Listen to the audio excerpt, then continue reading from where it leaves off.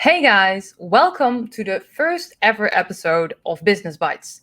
And today I want to talk about 3 beliefs to let go of as an entrepreneur. Now, as an entrepreneur myself, I know that my mindset is key to making or breaking a business or to my business. But often I see people holding themselves back from their own greatness because of their own irrational thoughts. So today I want to share 3 very common beliefs that you should let go of as an entrepreneur. Starting with a very big one, but also a very common one: I am not good enough, or any variation of that one. So I don't know enough, I don't have all the things I need to have, I don't have all the qualifications, I don't have all the money. Who do I think I am doing this? All those. And the thing here is, your mindset, your mind is so powerful that whether you believe you can or you can't, you're right. If you believe you can run a marathon and you train to run a marathon, you bet your bottoms that you will be able to run a marathon. But if you keep telling yourself, I will never be able to run a marathon, I can't, I won't, I will not do the training, and then indeed, my good friend, you will never run a marathon. It's the same in business.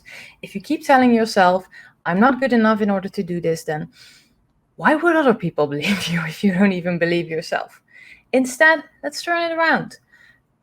Think about, what are you good at? And even if it's just a small thing, even if you can do a training for beginners to learn to play the piano, or if you can launch a product with just one feature, even if you know, I want it to be so much bigger. I look at these other entrepreneurs, they're already at step 1000 and I'm just here at step 1. That's fine. Start from there. Start with your step 1 and you'll see that with starting one training, one product, one feature, you can grow it to 2 features, 3 features, 4 features, more trainings, advanced, intermediate, all from there. And in a few years, you'll look back and you'll think, wow, why was I ever worried about being good enough? I had everything I need to have in me. I just needed the time to further develop it.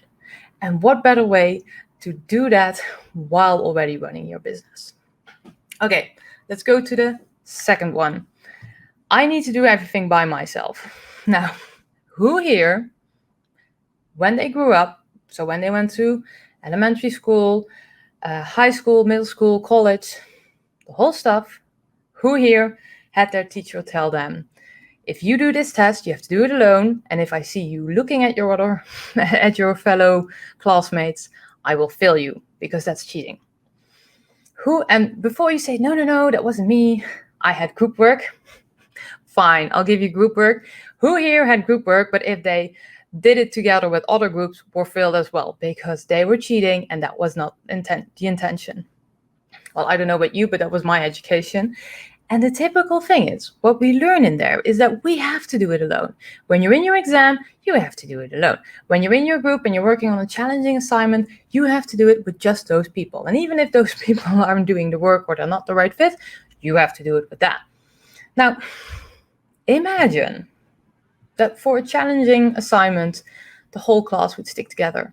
You could actually not only just discuss, but really work together. See, what are you good at? What am I good at? And how can we combine it in such a way that it will save us time and effort in order to make this assignment a good one? Can you imagine that? I would love to see that. Seriously, if they're doing that anywhere in the world, I would love to see that. Let me know in the comments if they do that. The thing is, we've been taught all our lives, or up in our complete career as a student, to do things by ourselves. And then we come into the real world and we want to start our business, and then it's like, but I have to do it all by myself, right? Well, no, you do not.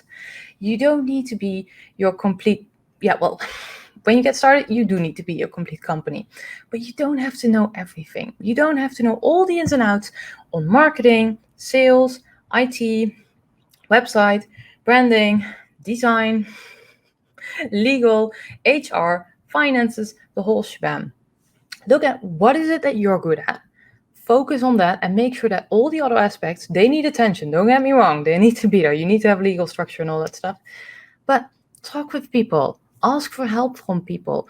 There are so many people in Facebook groups for entrepreneurs, on LinkedIn, everywhere where there are people who are happy to help you. And it will save you time, energy, and a lot of frustration by working together with them. And if this belief that you need to know everything by yourself is big for you, then I would really encourage you to tune in next week with a special live episode of Startup Talk. It's all dedicated about online collaboration, having support, having accountability. We're going to talk a lot about how to bust this myth. So make sure to not miss that. Okay, going to the third one, and that is failure is final. Now, going back to college, whenever I or most of my fellow students, if we failed a test, that was like, you had to start all over again from scratch. You had to do all the studying again, all the things again. You got home, you got scolded off by your parents because why did you fail your test? And then you come out into the real world and you're starting your business. And all of a sudden we're like, I shouldn't make mistakes because mistakes are bad. That's what I've been told all my life. And now I want to stay in this. We're creating a glass box, so to speak, for ourselves. Like, if I stay in this comfortable glass box, then I will not fail. I will do what I will be able to do, and I'll just stick in there. The thing is, I have never met an entrepreneur who has a successful business inside that glass box, that glass bubble, that comfort zone, that he or she never has to take a risk, never had to fail anything because they're doing exactly what they should do. They don't have to grow from that. They don't have to do anything else, just that, and their business is thriving in that. If you know that person, let me know. Put it in the comments.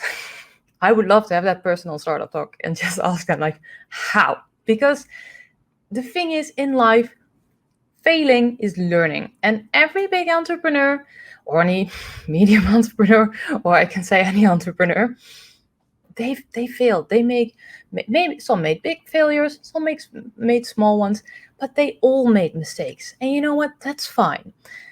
Just make sure you do two things. First of all, make sure to take a calculated risk. So don't bet your life savings, your house, your mortgage, your dog, your kids, your partner, everything you have on a business that doesn't have a customer base yet, that doesn't have a proven product yet, that doesn't have, anything tangible yet. That's just bad business.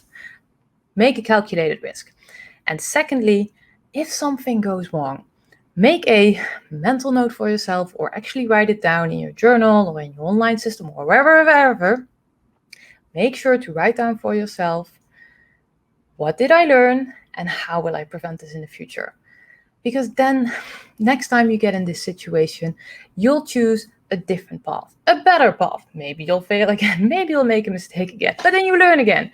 And from there, you'll grow further. And that's how, in the end, everyone grows in life, how you will grow as an entrepreneur, how your business will grow. And then when you look back, I promise you, and that's something that all entrepreneurs say, when you look back at your failures, they all say, wow, I'm so happy. It's good that I had that because I learned this, this, and this. And thanks to that, I was able to achieve this, this, and this. Now, given these three common irrational beliefs, let me know which one are you most prone to. Let me know in the comments. And if you have any other recommendations, if that's on how to deal with those. And if you like this kind of content, then make sure to like and subscribe. And if you want to know more about me, the Entrepreneur Suite, or Business Bites, then go to theentrepreneursuite.com. And as said, next week, there's a special episode of Startup Talk. It's all about online collaboration, accountability, genuine connection with a group of like-minded entrepreneurs. So if you don't want to miss that, then make sure to tune in live next week, Thursday at 7 o'clock in the evening, Central European time.